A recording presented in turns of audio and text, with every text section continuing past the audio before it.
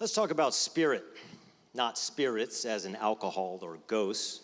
Although you put the two together, you have a pretty awesome Halloween party. No, spirit, singular, a word we don't use too often in our modern culture. We prefer words like health and wellness. We often use them interchangeably when they don't really mean the same thing. Health is often defined by an absence of illness, whereas wellness can incorporate many different dimensions. Some enterprising people at the University of Wisconsin turned them into an acronym. There's nothing academics love more than a good acronym. Second only to the military, in my opinion. Thanks to them, we get species, social, physical, emotional, career, intellectual, and environmental and spiritual, or spirit. There's that word again, considered essential to our well-being. So what do we mean by spirit? That's what I'd like to reflect on with you this evening.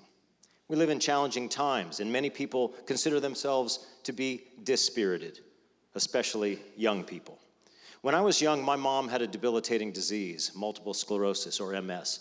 If you're not familiar, it attacks the nervous system and can affect any part of the body. In her case, it started with her legs. When I was in early elementary school, she would lean on me and call me her walking, talking cane. But it progressed rapidly, and by the time I was 10, she could not move from the neck down, and she moved into a nursing home when she was in her early 50s. Now, some might say that she had been reduced to spirit, quite literally. Immobile, dependent on other people for her most basic needs, she was all spirit. And I can tell you with confidence that her spirit radiated. How?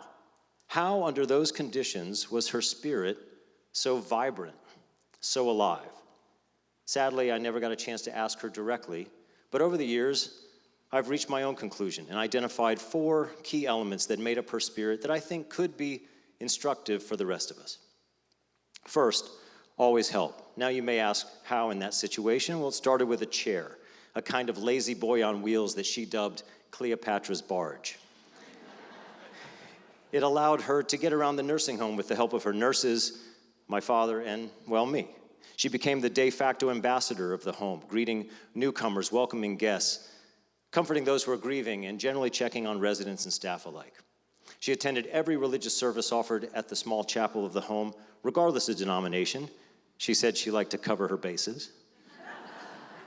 But she would follow that up saying it was important to attend as one of the few lucid people in the home. In other words, she was ministering to the ministers. Be open to all that life offers and throws at you. And I think it's fair to say that life had thrown quite a bit at my mom, yet not once did I ever hear her say, "Why me?" Rather, she greeted each day with fresh eyes and a warm heart. Especially the day my older sister Beth got married at the nursing home outside in a gazebo, surrounded by family and friends, as well as quite a few residents who could enjoy the day, whether they knew who it was for or not. Have purpose. I believe my mom's purpose was clear. It was to help raise me. Not physically, of course, but to be there emotionally, to shower me with attention, to ask me questions about my sporting events and camping trips and school. She would dictate notes to her nurses to give me words of encouragement at different milestones in my life.